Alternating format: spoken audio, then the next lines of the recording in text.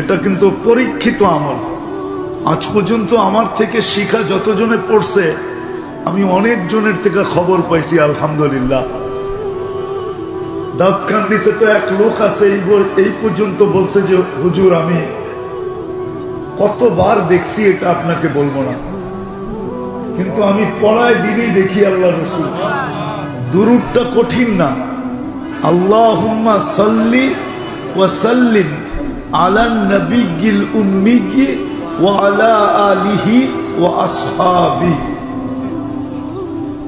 বাস এতটুকু।